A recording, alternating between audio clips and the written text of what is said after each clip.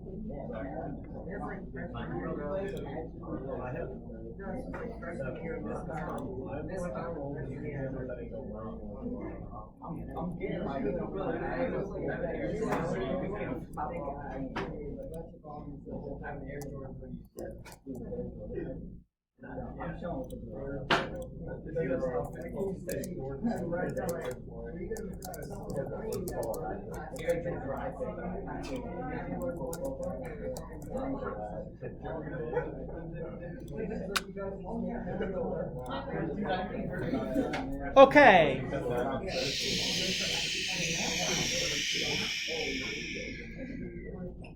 So on Power School, what I'm going to do is I want you guys to make sure you see this Algebra 3 and 4 class. Does everybody have that on their Power School? Those of you that have your tablets.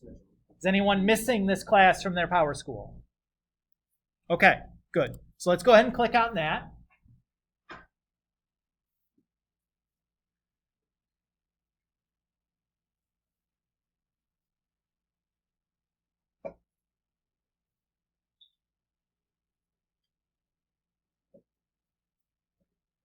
And the first page that's going to open is the page called the bulletin board. So on the bulletin board, I'm going to keep kind of the important information for us that would be used on like a daily or weekly basis. So you can see there's our weekly agenda. So Thursday is the only day this class that this class meets. So this is the list of things that I was planning on talking about. You'll see this important dates section. So any outstanding, like any homework assignments or anything that you might need to do at home will all be kind of warehoused here on the important dates tab. It'll also go onto the Power School calendar, but everything that I put on the calendar gets also aggregated to this area here. So it's like an at a glance for this whole class, anything that's assignments or whatnot that might be due. You see my contact information there. The syllabus is here. So in addition to recording all my classes, I'm also going to be live streaming all these classes on Zoom. So if you're at home because you're absent or quarantined or whatever, or if you're a student that's elected to learn from home this year, there's a couple that are doing that. This is the information to get onto the Zoom call to see the live stream classes.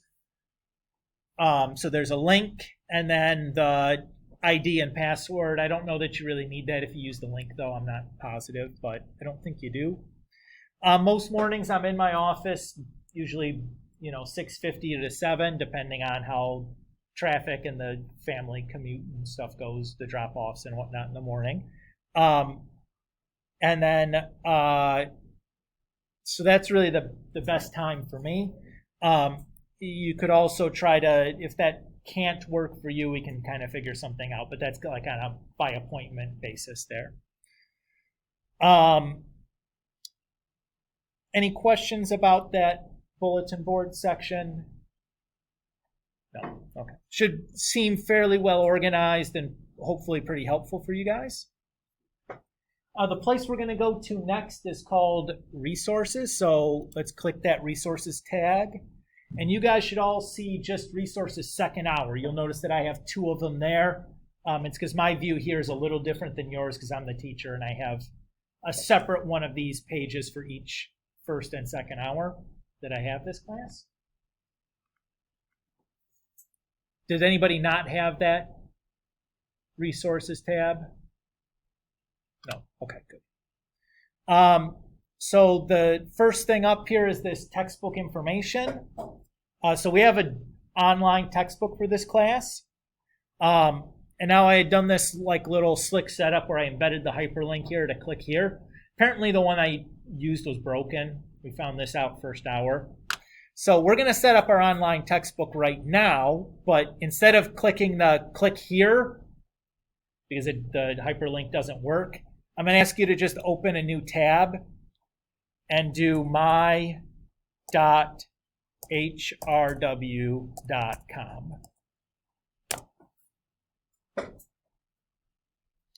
And you should open up a web page that looks like this. That website again was my, M-Y, and then a period, a dot, the letters HRW, and then a period or dot, and then com, C-O-M. Okay, so we're going to set up our online textbook account right now. So if you go and open your email, you would have seen that I sent an email this morning at about 7:45. In that email attached is a list of everybody's username and temporary password. So you'll use that username and this temporary password to log in. You'll be immediately prompted to create a new password, so I'm not violating anybody's account security by giving out their temporary password because you're about to reset it anyways. So go ahead and take a few minutes right now and do that. If you're having problems, let me know and we'll get things squared away. But make sure that you're spelling things correctly. And if I misspelt anything with your name, I had one of those from first hour, let me know and I'll come in and try to fix that.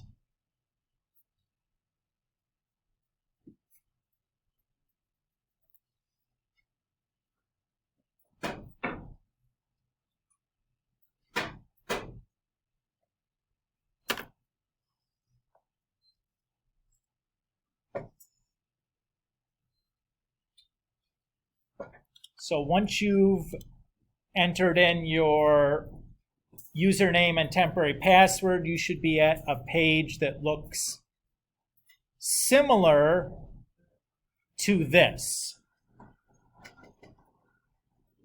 Yes, sir. I put mine in, but it says like student password reset. It's asking me to reset it. Right. So the password I gave you is temporary. Oh. You're going to pick a new password, and then that'll be your password in the future. Sorry. So pick something that's easy to remember, probably the same thing as your Notre Dame password is what I would use. Since you're using your same Notre Dame login, it would just be easy to do that. You good? Yeah. Okay.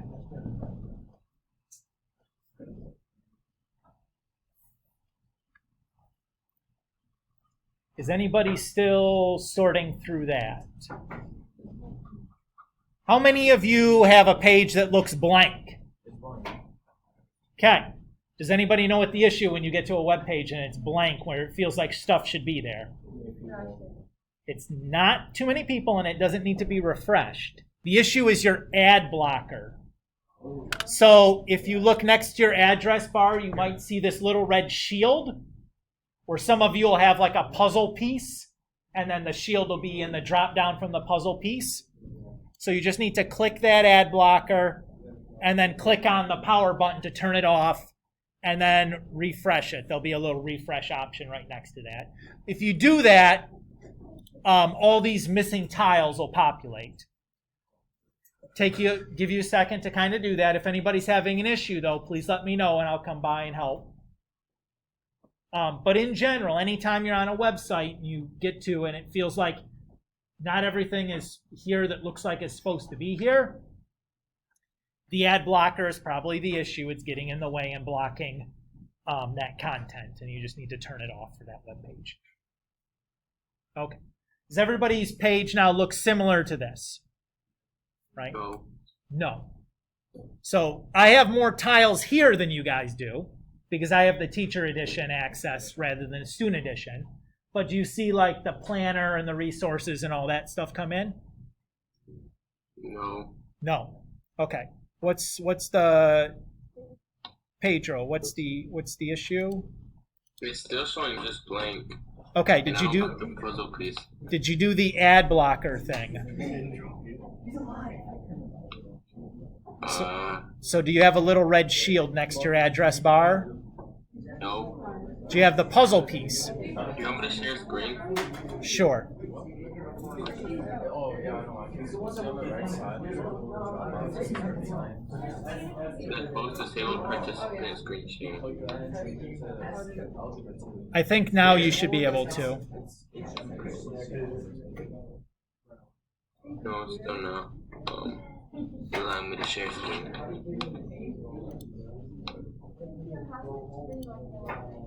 See right here, it should say earth science.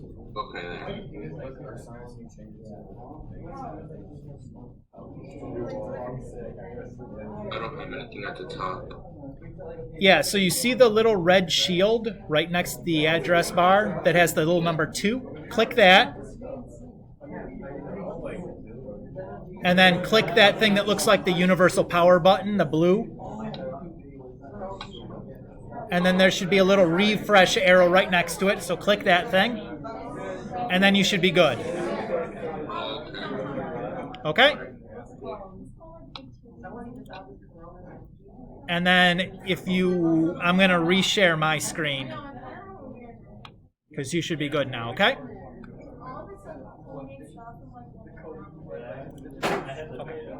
All right. Hi, everybody. We're back. So this is where we're going to access the online textbook. So the places that you're going to be interested in is going to be either the interactive student edition or the standard student edition. Either is fine. I think the interactive student edition, the only difference between the two is has like blanks where you could answer questions like inside the lesson or where the homework goes. It has like little blanks for you to fill things in. But the content is the same, so it doesn't really matter a whole lot. So I'm going to just click on the student edition tile here. So I'd encourage you to kind of do that as well. And it takes a minute here for it to load because probably everybody in the school is on the internet right now.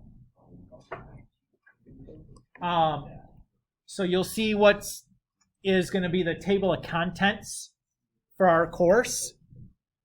So I'm going to just click the Unit 1. And then inside of Unit 1, they call these the chapters. This textbook refers to as modules. I'm just going to click Chapter 1 here, or Module 1. And then let's say we just wanted to look at the first lesson. So I'll pick the first lesson 1. I clicked on that, and it makes this little hyperlink next to it. So go ahead and click that, just as an example of kind of showing you how to do this. And what this is going to do is it's going to open up a PDF version for that section of the textbook. So you can scroll through this. This is exactly what the textbook would look like. So these are just examples and lessons and whatnot. Yes, sir? What's the difference between the regular student handbook, the student edition or whatever, and the interactive one? I think the interactive one has blanks for where like you could write in answers. Yes. It's okay. It's okay. All right. So the place that you guys would largely be concerning yourselves with is the section at the end of this, which would be called Evaluate Homework and Practice. So when we assign homework from the textbook, you'd have to scroll through all the lesson stuff to get down to the homework problems. But they're easy to find because they have this big bar here that says Evaluate Homework and Practice before they start. Okay? So this is a PDF file, so you could download this to your tablet so you could be able to use it while you're not online. And because it's a PDF file that you can download, you could also like drop it into OneNote if you wanted to do your homework assignments in OneNote. So you'd have the problem right there that you could write on right next to it or whatnot.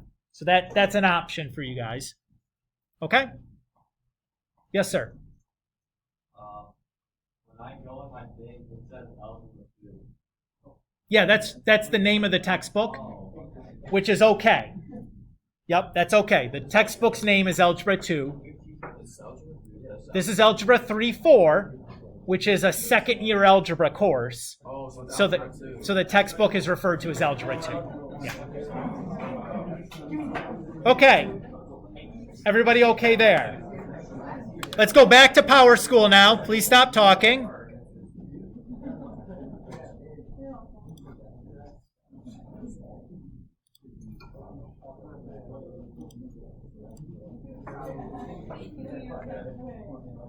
Okay, so back to Power School. I want to point out to you this helpful links for the course. So these two things are completely optional. You don't actually need to use either of these two tools I'm going to show you. I'm just kind of showing you. So the first one is called Graphmatica. So this is an online, or this is a program that you can download onto your computer, and it allows you to graph things on your computer. So let's say I just type into the bar like y equals x squared plus 5.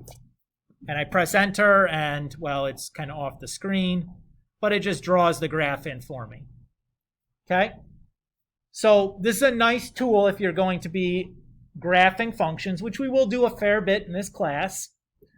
In particular, if you're doing homework in OneNote, it's easy to generate a pretty graph that you can then copy out of this and like paste into a OneNote if you'd like. You don't have to do this. It's purely an option. Yes, sir. But do we have to go to IT if we want to download it? I don't think so. I'm not positive though. I'd have to check on that. It's a free download. It should be. I don't know why they would restrict you downloading and installing this, but who knows? Everything else. Oh. Yeah, you have to go to IT. Okay. So I guess you do have to go to IT. He checked already. All right.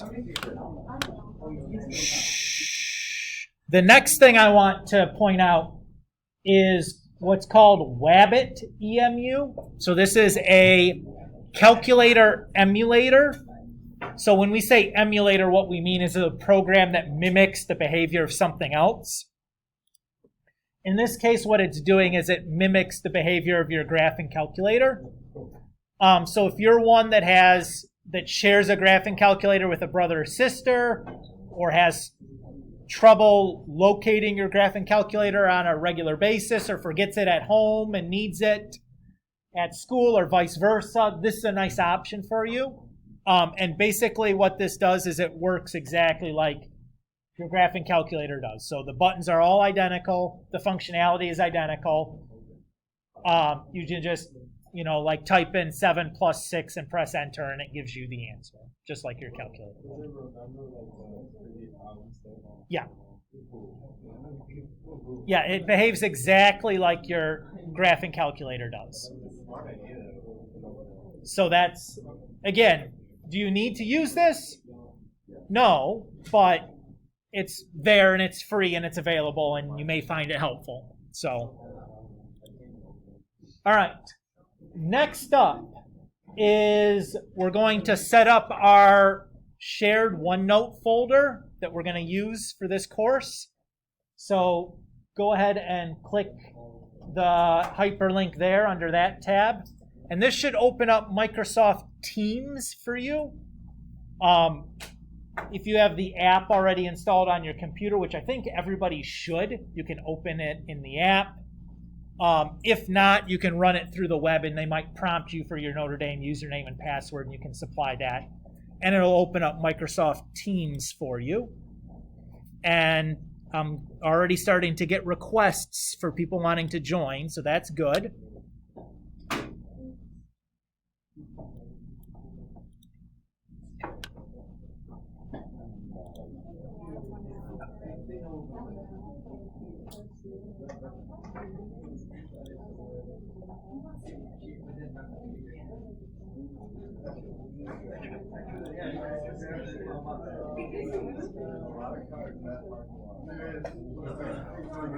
If we go back to online, is it going to be like the spring, or is it going to be? I guarantee you can go back out. I don't know. Dude, why is this? I don't know. We're setting all this stuff up. I can't.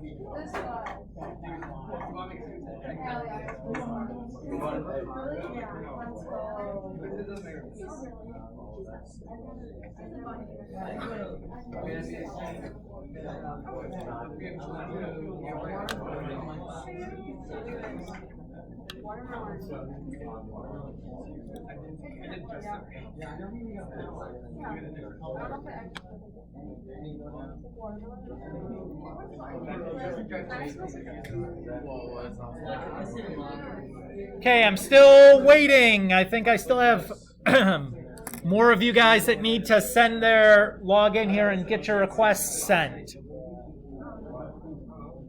I have a question. Yes, sir. Wait, so you said open Microsoft.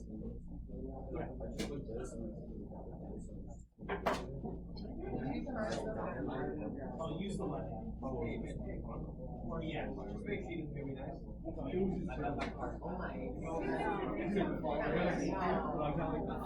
That's not what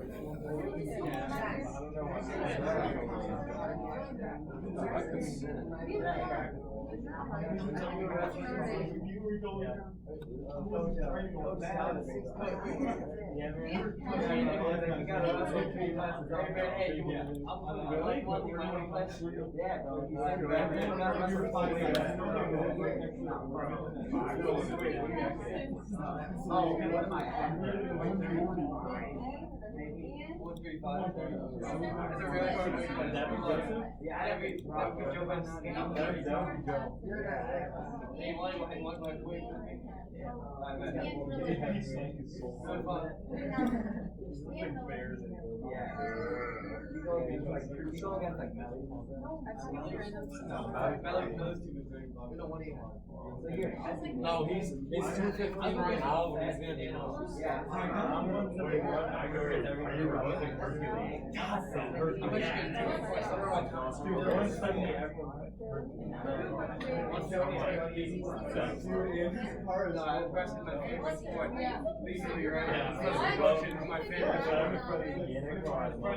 oh my god.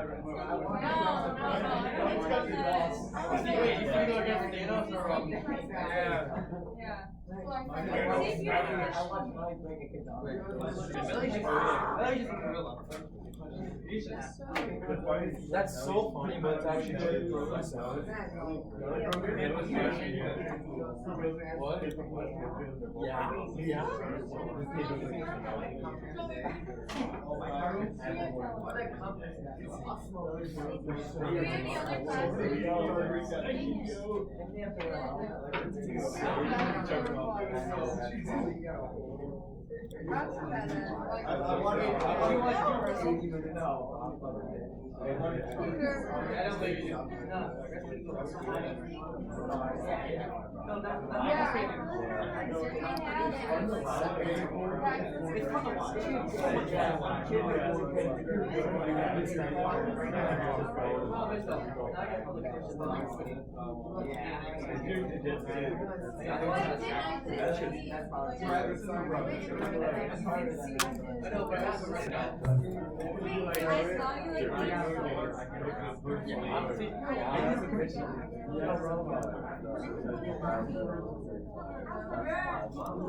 I don't even care about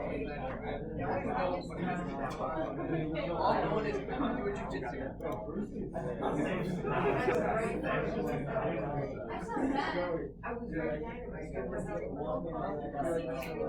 Wait, you said bio was I'm going to your girlfriend. It's funny, but quarantine kids.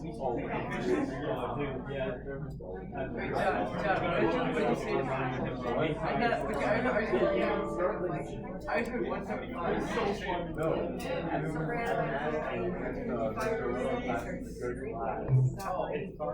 It's a great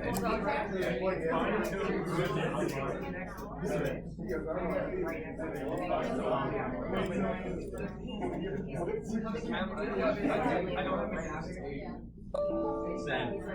I'm Jennifer. I want him to get it. I'm going to watch it. That's an hour. She loves me together. Who gets your mural?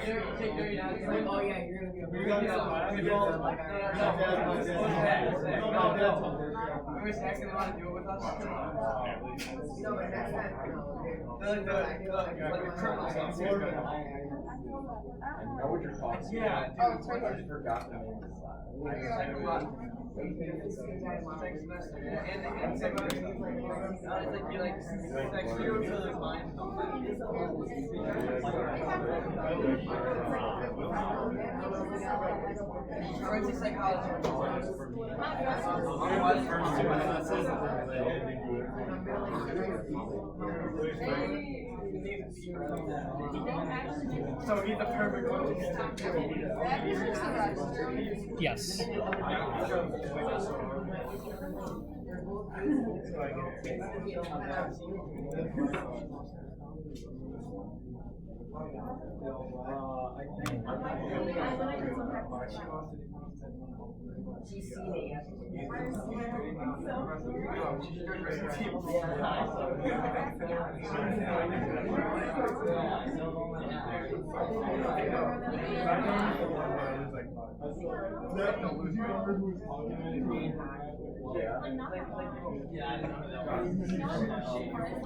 All right. Let's see here.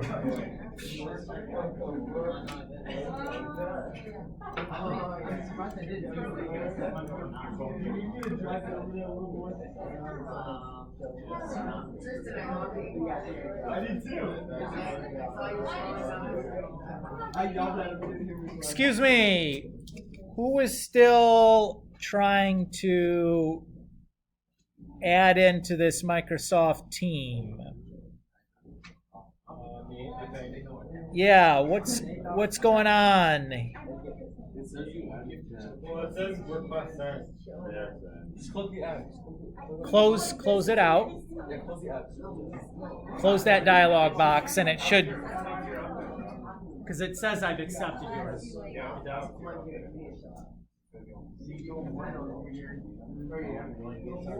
man.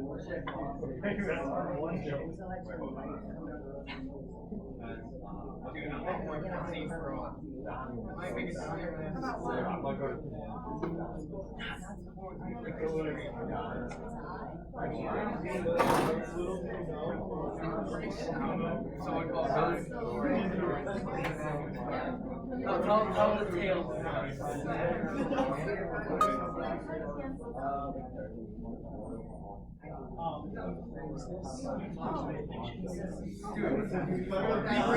I shared the analysis guys. We had like 20 tries. I had 6. I woke up.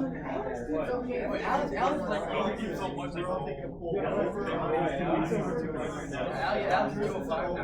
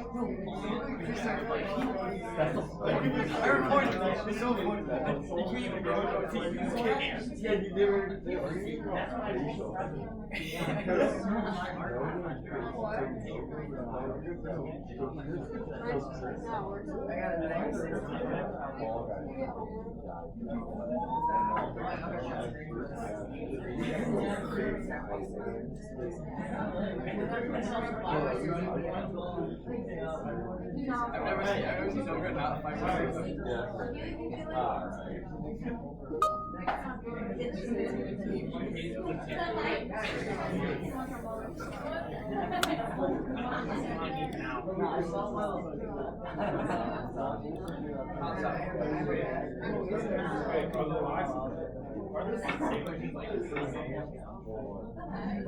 Oh, that sounds so nice.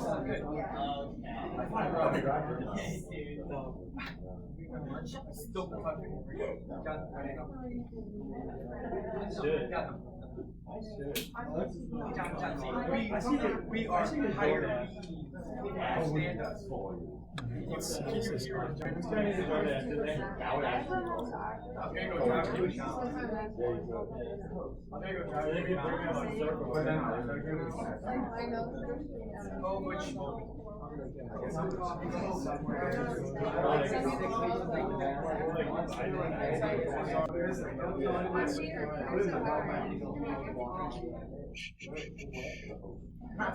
All right. While I'm waiting to kind of get this thing to refresh for me,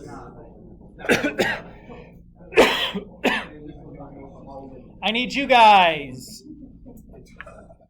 now that you're into your Algebra 3 team for second hour, so if you just sent your request, I'm working on doing that. Those handful of you that just sent their request,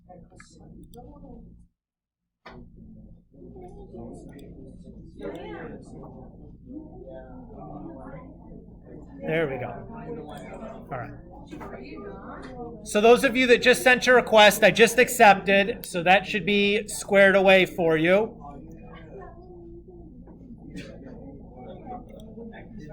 So everybody else, and those you two that just sent your request and I just accepted, should be at a screen that looks like this inside of your Algebra 3 team.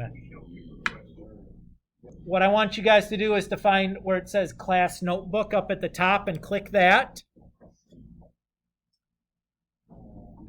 So up at the top where it says Class Notebook, you're just going to click there. Yep, make sure you're not in your chemistry team and you're in your algebra team.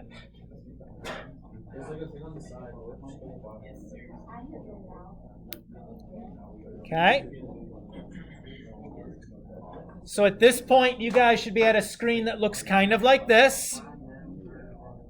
What I need you to do now is where it says Open in Browser. We're going to click that, and instead we're going to choose Open in App.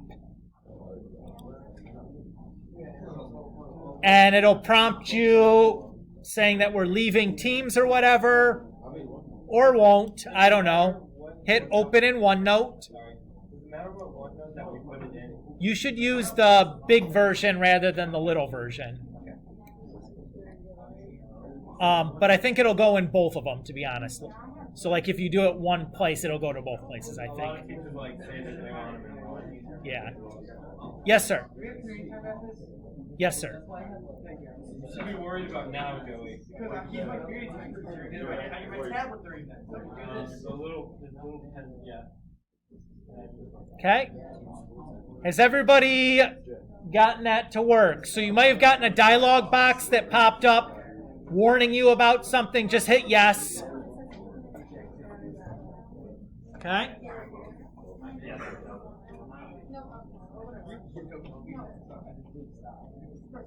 Is this right?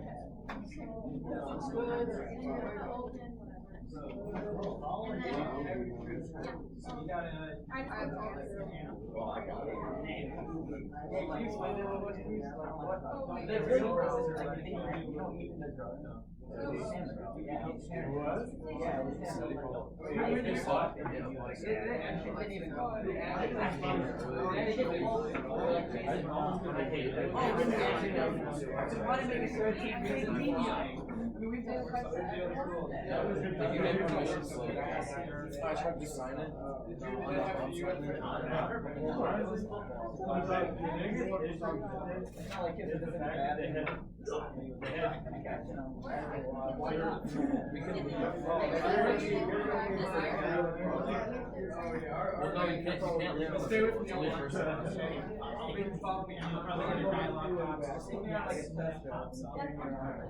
It's either one or it's 1, 4, 5 across. Oh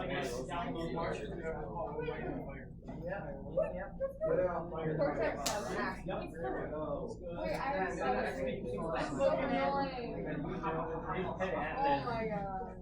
There's a lot of mass and all. No,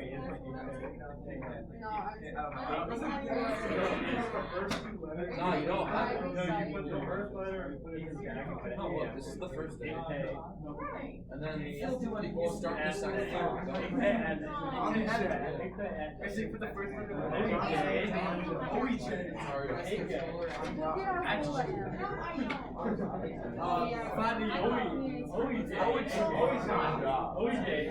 With the caps open.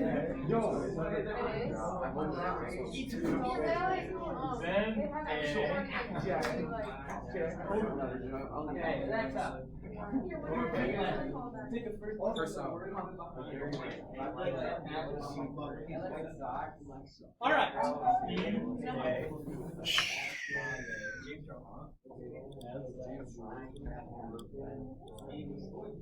All right, so you guys should now have a notebook or your OneNote open with this new notebook in here. So just a little bit to tell you about how this shared notebook works. So this area on the left, you have a drop down where you can change between your different notebooks. So you have your private notebook, and any shared notebooks here will be in blue or whatever. So you notice I have a whole bunch of shared ones for all my classes. Cool there? So in the second hour shared notebook, you guys will see there's a collaboration space tab. So if the class is working on something together, this is a space where you guys can put things that everybody in the class can see, including me.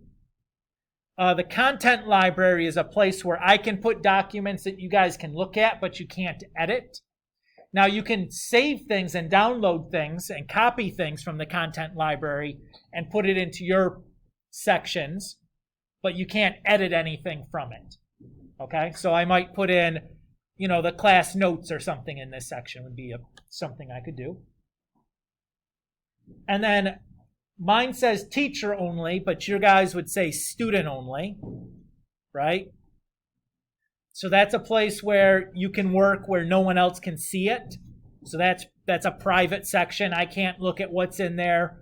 None of the other classmates can look at what's in there. That's for you only. And then, do you have anything else after that? No, right? Okay. So let's go ahead and hit the Create a New Section tab. And let's make a tab that says Homework. Okay? So create a new section there and make a tab that says Homework inside of your notebook.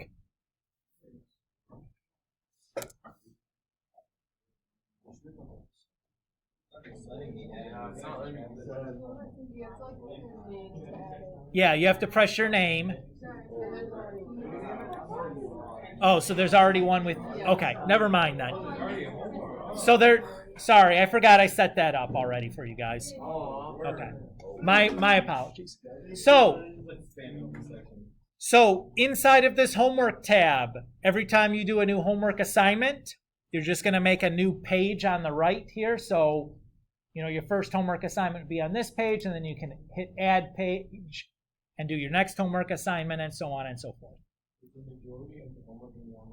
So we'll talk about what the homework's going to look like in just a second. That's okay. You can certainly ask those questions. I'm getting there, but I just wanted to worry about the OneNote functionality here first before we start piling more stuff on top of it. Is everybody okay with that? Okay, so the way that we're going to turn in our homework this year is going to be in OneNote in this homework tab. Okay? So whether you do your homework in OneNote with a stylus, that's fine. Or whether you write it on a separate sheet of paper, take a picture, and then dump that file into OneNote, that's fine as well. It doesn't matter to me. But all of our homework assignments are going to get turned into this location because I'm not going to collect homework assignments physically. Okay? So if you haven't used OneNote before, we can take something like this, and if you have a file that you want to put into your OneNote, you can just drag the icon in and it'll prompt you with this message. You'll just hit insert printout and it'll actually put what that file looks like, display it in OneNote. So if it's a picture or a PDF file or whatever you've done, it'll like dump it and put it right on in there. So like Alexander, I took the liberty of using yours as an example, and like I just put in the new schedule for the year, right? So that's what the file looks like exactly. So if you took a picture, that's what it would look like. Okay? Those of you that are going to elect to use pictures, one thing I'm going to ask you to do is make sure they're facing the right direction. A lot of time when you take your picture with your phone and you look at the file later, like the picture's upside down or sideways or some goofy thing. If that's the situation, if you right-click on this, there's going to be an option to rotate. It doesn't work, like you don't have that option for this type of file. This is a PDF as opposed to an image. But it'll have an option if you right-click to rotate, and it'll have like 90 degrees to the right or left, and you just rotate enough times till it's facing right side up. Please do that for me. It makes things massively easier to check if everything is already rotated for me. I don't have to go through and do that 100 times. Is everybody okay with that idea? Again, if you're having trouble with the OneNote stuff, please feel free to come and talk to me. I'm happy to help. The last thing I want to say here is with the shared OneNote, you have to make sure you're giving OneNote enough time to take the information you've put there. It's got to sync up to the cloud from your computer. So it takes a minute, especially if you've put a big file in. Like if you've taken a picture and dumped it in there, that's a big file. It's going to take a little bit of time to make sure that image goes from your OneNote up into the cloud where it's stored to where I can pull it back to my computer. One way you can force OneNote to sync when you want it to is if you go to this drop down, and on any of these things, you just right click and you pick Sync Notebook Status. It opens up this window and you have all of your notebooks and what their status is, and you can just hit Sync All, and it forces OneNote then to send everything up to the cloud right there. So you can see that it has been synced before you exit out and leave. So you're like, okay, I put my homework in there and I synced it. I should be good now because I watched it, all sync and everything is fine. Cool with that? Okay. So that is the end of our online tools that we need to set up. So all the setup is done. You don't ever have to go through Microsoft Teams ever again. The whole point there was to get the notebook, the shared notebook, to you as easily as possible. So it's like all you had to do was like send a request and then open the notebook basically through Teams and you're done. From now on, it's just going to be OneNote from here on. Okay? All right. So what I'm going to do now is I'm going to talk a bit about the syllabus, and I'm just going to kind of hit some of the key points. I'm not going to go through every single thing here on the syllabus.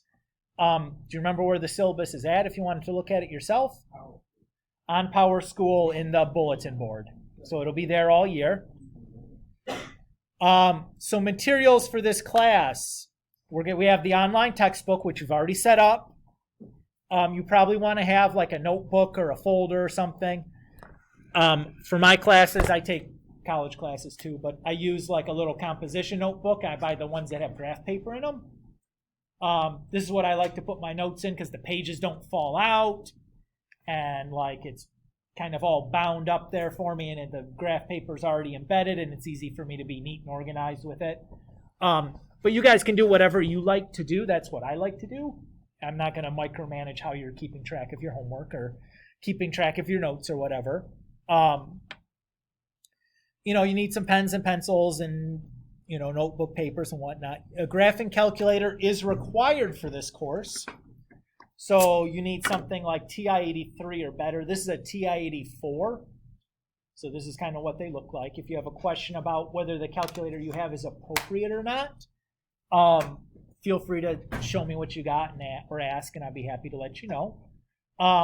In general, they run between like $100 and $150 is kind of the normal price point for one of these things. Occasionally, you can catch a good sale and maybe get it for a little bit cheaper, but if you find something in that range, that's kind of the normal range. And you don't have to go out and buy the most expensive version of the most expensive kind. Like you don't need the TI Inspire CX or something with the color screen and all that jazz. Like that's fine if you have that. It works. It's perfectly acceptable. You can absolutely use it, but that's like a $200 version of, something and beyond what you really need for this course. If you want to save a little bit of money, you can certainly do that. As long as you get like an 83 or better. You had a question or a hand up? Yeah. So do we have to buy one of those calculators if we have one of those virtual calculators we talked about? You do, because if we're doing a test, I don't want you on your tablet while we're taking a test, right? So you should have one. The nice part is though, you buy this calculator now, you'll use it next year in your next math class, and you'll use it in college for your college math class. It's not like it's a 1-year shot. You'll have this for a while, and it'll be a sufficient calculator from here on out. And many of us are juniors in here. If we're taking an ACT or SAT, it'll be a calculator you'll use for that too. So, the last thing I want to talk about as far as materials goes is you have to have a functioning stylus. So everybody was issued one of these with their tablet when they got it. It was like 3 years ago. If your battery is dead or you've lost your stylus or whatever, this is something you need to get addressed. It doesn't have to be today or tomorrow, but should be rather soon. So it doesn't have to be the Microsoft one. I know that there's other versions that are compatible that'll work on the Surface. You don't have to have another one of these that costs, I don't know, whatever, $50 or probably something ridiculous.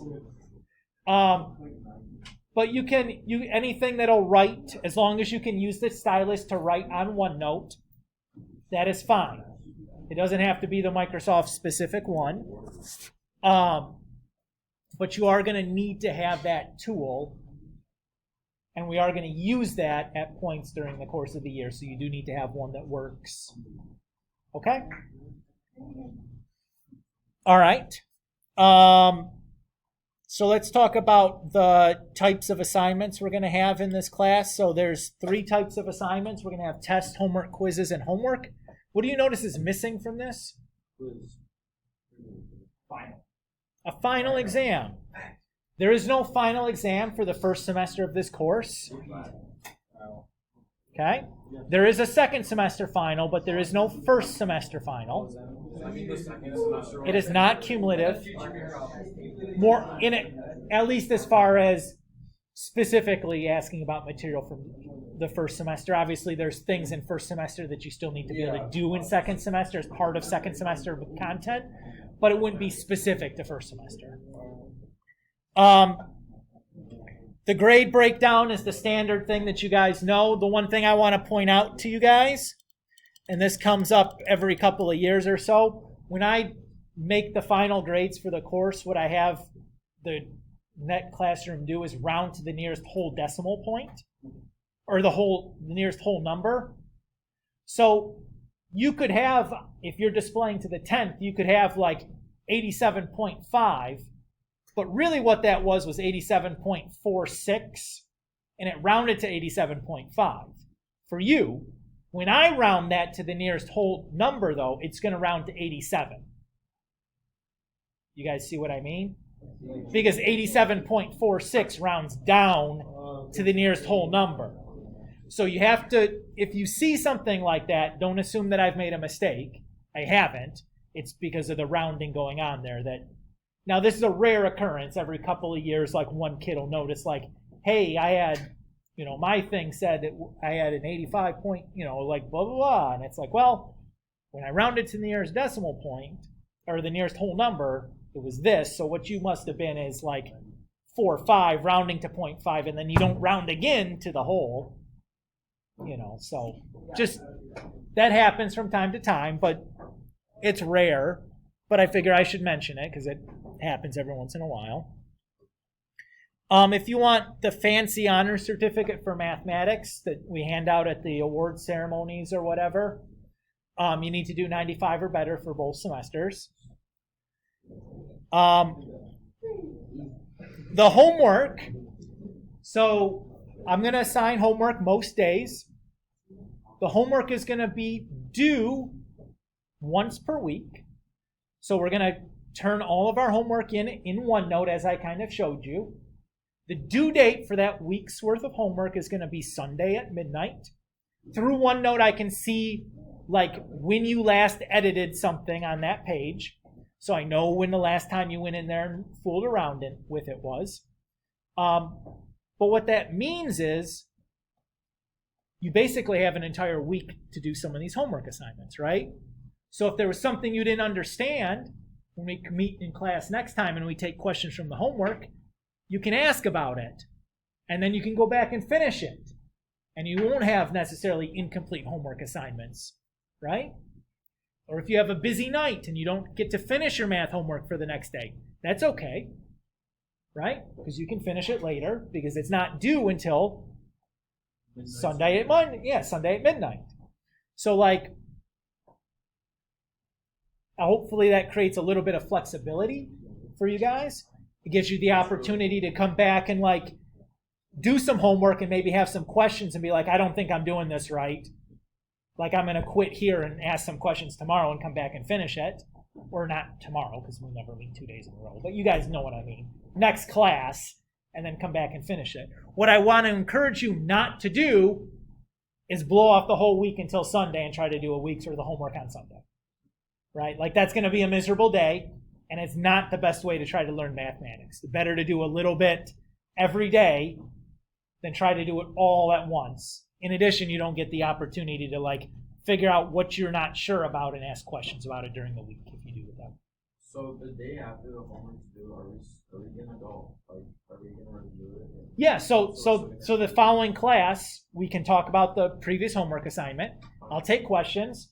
We might not necessarily read through answers, but like, I don't know. I always had a question about number 7. It's like, okay, like what do we do for number 7? We can work through it together, and if we get all the way to the answer, then you have number 7 done, and you can just take the result that we get in class and add it to your homework set.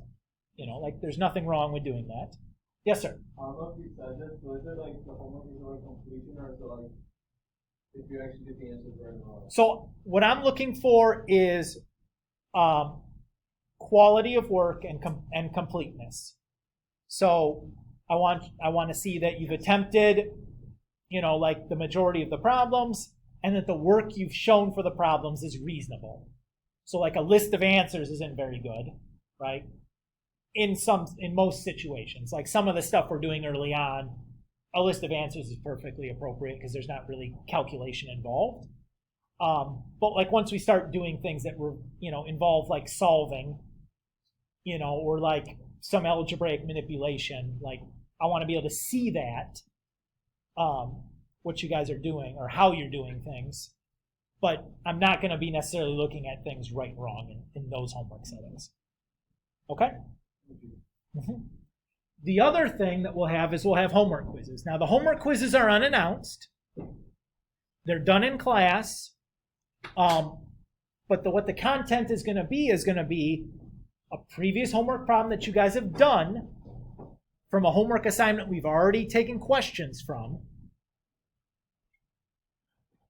And this will be something that I ask you to do, 1 or 2 problems, maybe 3 at the most. And then I'll grade those things on correctness. Now, the grading scale on correctness for these homework quizzes is going to be what I would call like a soft grading scale. So by that I mean, like, I'm not going to look at your work and go, oh, you got, I see 3 mistakes in here, so that's a 7 out of 10. Rather, what I'm going to do is I'm going to look at it holistically and say, okay, is this like basically perfect? That's a 10. Is it A work? That's a 9. Is this B work? That's an 8. Is this C work? That's a 7. Right? So if you generally knew what you were doing and you made like what I would call like a careless mistake or a simple mistake, like you copied down a 5 and then that turned into a 6 or something. Like if that was your mistake and you got the wrong answer, that's a 9. Right? Like you made a mistake and you probably could have checked that answer and figured out that you made a mistake, but it was a careless mistake. It wasn't like you didn't fundamentally misunderstand the mathematics involved. You were sloppy. Right? Like if you did something that resembles correct work, but you made like some big mistakes along the way, maybe that's like a 6 or a 7. Right? So the idea here is that it should be real easy to get to like that 6-7 level, right? So it's hard to do really, really bad on these things. But it might be really difficult to get to like the 10 level since it's unannounced, right? But getting in between there shouldn't be too bad. And I feel like in an unannounced quiz setting, that's more fair than like saying, oh, I see like 6 mistakes, so that's a 4, right? Like that's crazy. So does that seem reasonable to you guys? Okay. So that's what the homework quizzes will be about. The tests, typically 1 per chapter. I do give partial credit for work. So it's really important that you're showing your work. The way that I kind of describe it to students is what I'm really looking for is demonstration of understanding. So if you have the wrong answer, but I can tell from your work that you really understood well what was going on and you just made like some silly mistake along the way, like I can award almost all credit for that kind of a problem, even though you have the wrong answer. So it's really important that we're showing our work and we're practicing that, showing our work during our homeworks so that you get a good feel for like the process, because that's really what I'm more concerned about. Like you can get all wrong answers on and really still understand quite well what's going on, but it's hard for me to tell that without work showing, right? If you're a student that typically requires extra time when testing because you have some kind of diagnosis, that's fine. The way I like to do this, though, is that you take the test still in one setting.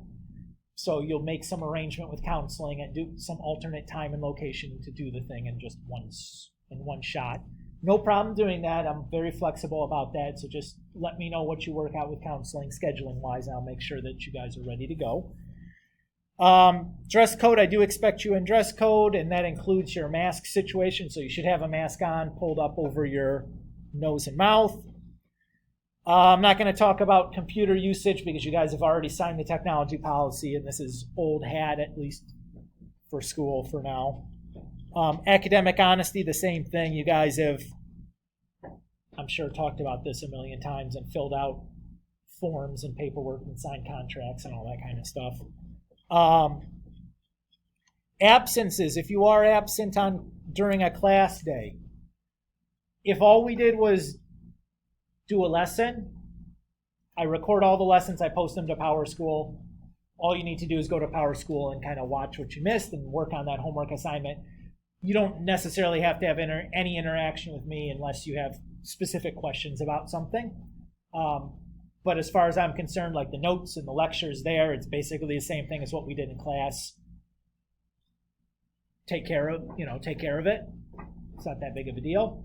If you miss a homework quiz, I like to make those up during community time. So the homework quiz typically is no more than 15 minutes. It's perfect length for a community time situation.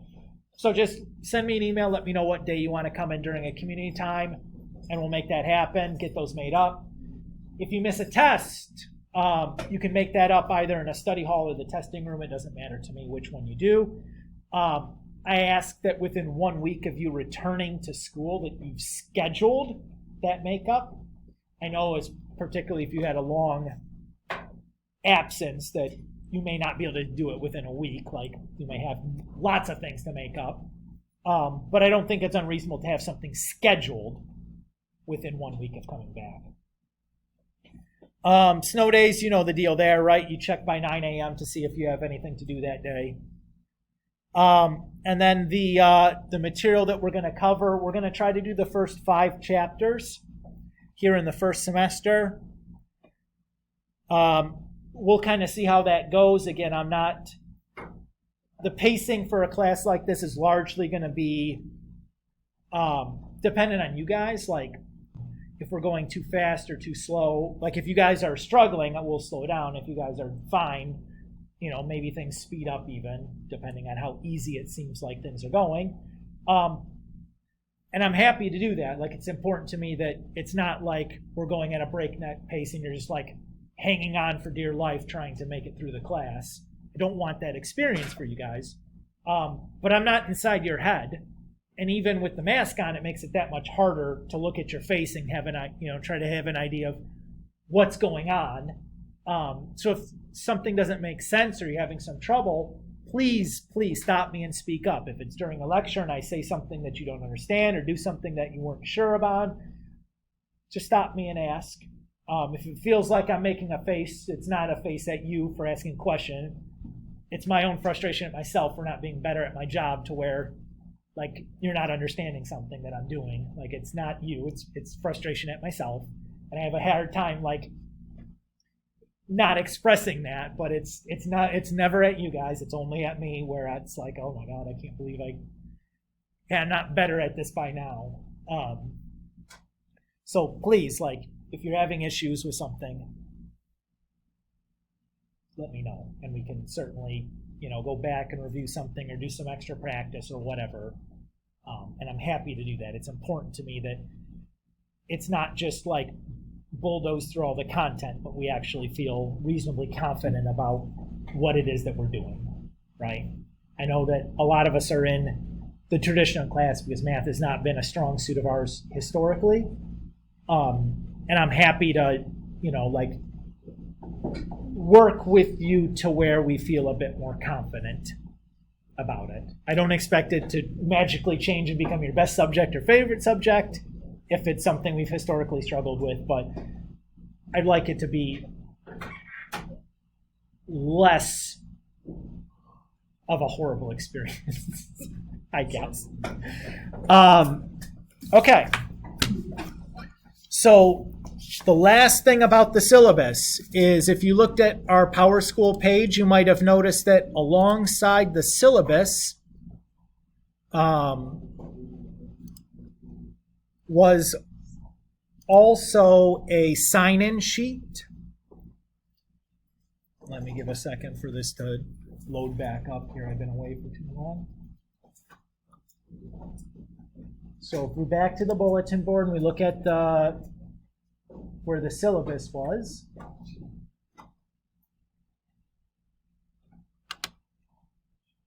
you notice that there was also a sign-in sheet here, right?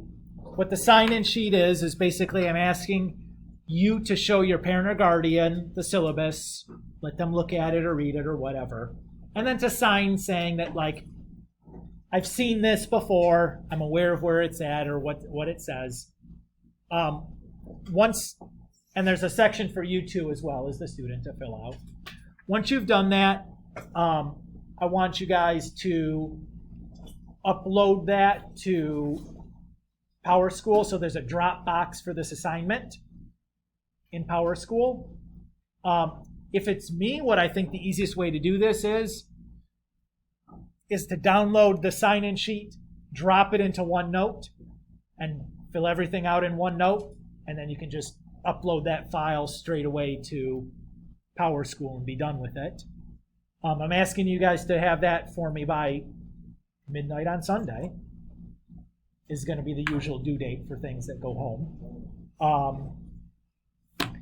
And that's the last thing that I have for you guys. We have 5 minutes left, so I'd say that's pretty good timing.